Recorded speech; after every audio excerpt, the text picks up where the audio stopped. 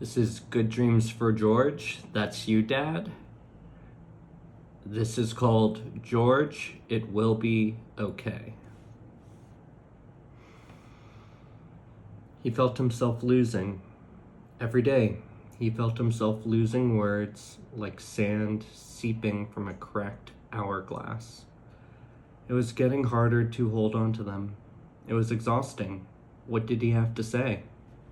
His name was George Skouras, world-renowned professor of radiology, loving husband, and father of 3 children that were utter lights to the world. Helen and Marie, his twin daughters, both whip smart and talented. Marie the go-getter and Helen the creative. George also had his eldest son, Theodore, or Dennis. Lordy, George remembered the scuffle with his father, Theodore Skouras Sr., refusing to meet the little baby boy until he was rechristened Theodore. It was 2026, and it had been a full 3 years since the cancer diagnosis. 3 years ago, George could walk and talk and chastised his wife Shirley for being such a clutter bug. But she was also the world's greatest cook. Today, George lay in his hospital bed, eyes shut. It was hard to remember where he was. Hard to keep track of time and harder to have conversations. Whenever his family visited, it would always be a variation of the last visit. Whenever his son would call, it would always be the same question. "Hey, Dad, how are you?" And George would reply, "Good," or "Fine," or "Great." And he would never say the truth. He would never lash out at his family. He would never say that he was the same as the last time.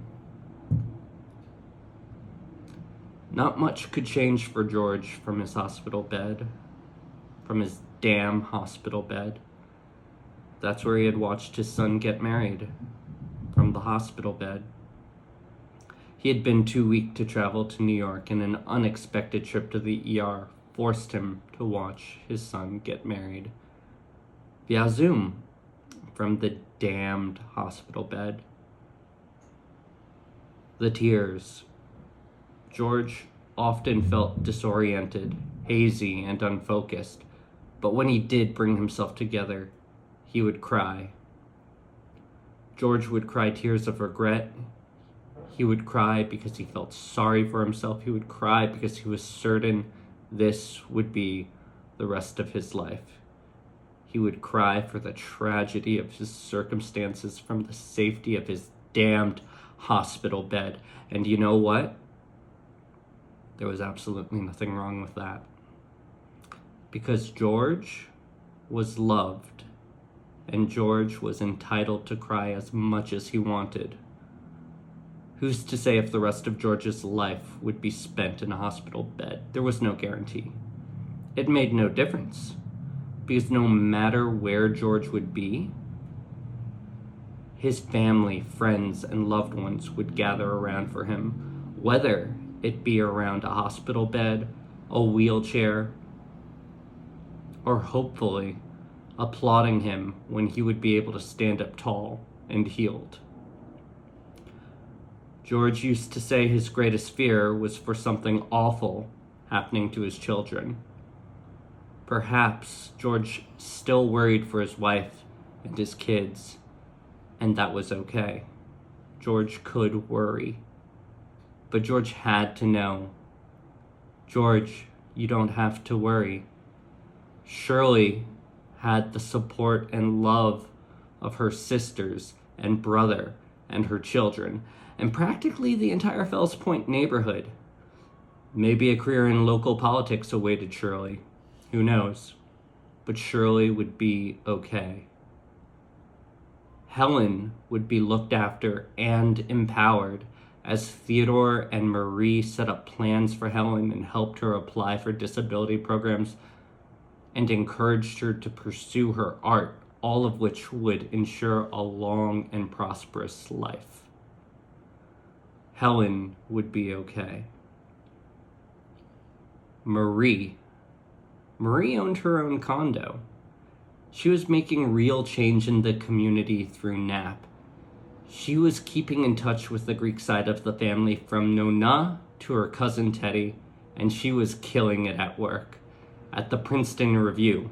And while Princeton was no Columbia University, his alma mater, he was so proud of his beautiful daughters, Helen and Marie. And Marie would be okay. His son Theodore was his pride and joy. Although George would never admit it, everyone knew it. That boy could make George laugh and laugh, and Theodore could also be the biggest pain in George's ass.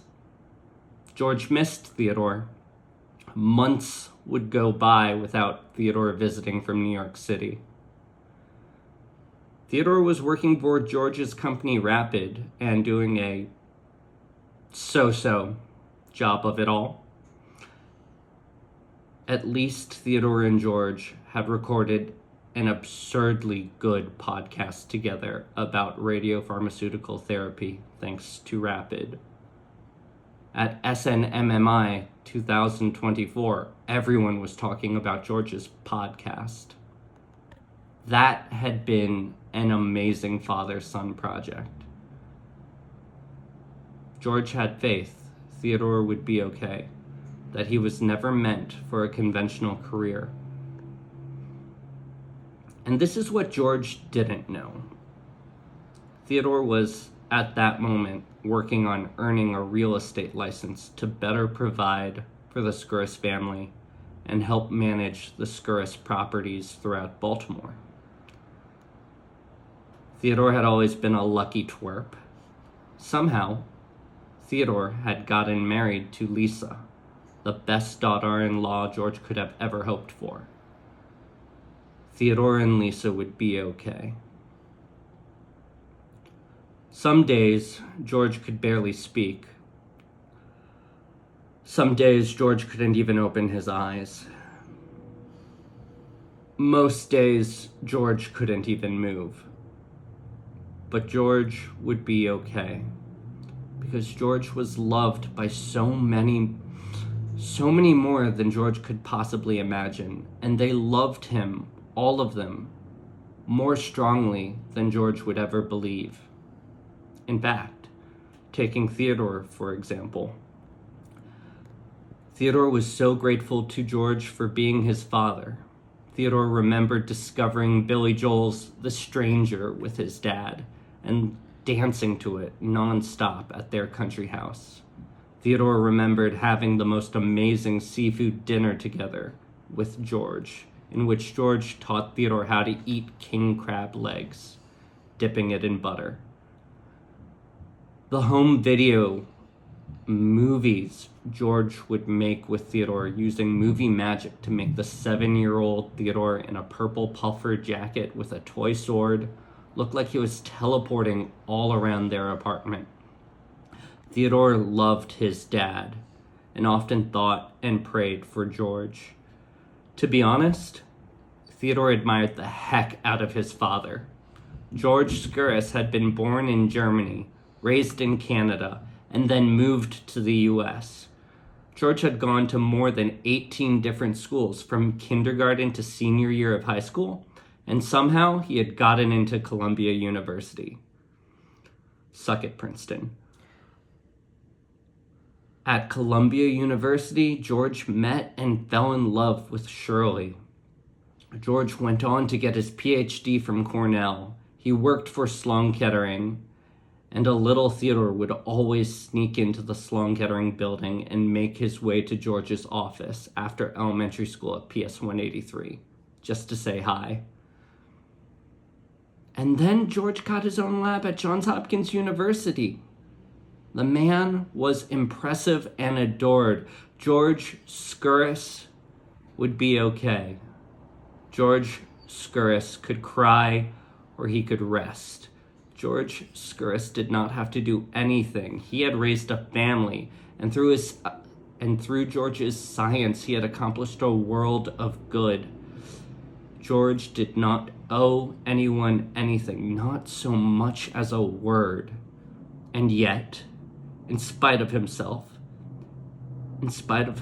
losing words and growing weaker, in spite of visits from family members and calls from Theodore in which he remained silent, George would always find the words to say, "I love you." Those words weren't going anywhere. George Skouras, you used to get prank phone calls from your little son at work saying, "George Skouras, you're fired." Well, now you're getting little stories, little messages from your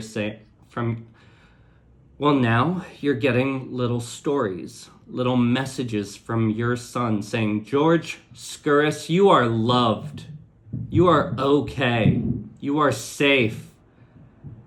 And somewhere up in heaven, your crafty, trickster, charismatic genius of a mother that you loved so much, somewhere up in heaven, your mom,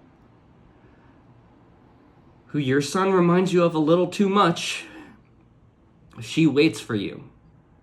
Just not yet. Because George Skouras, you are loved. I love you, Dad. Now say it back.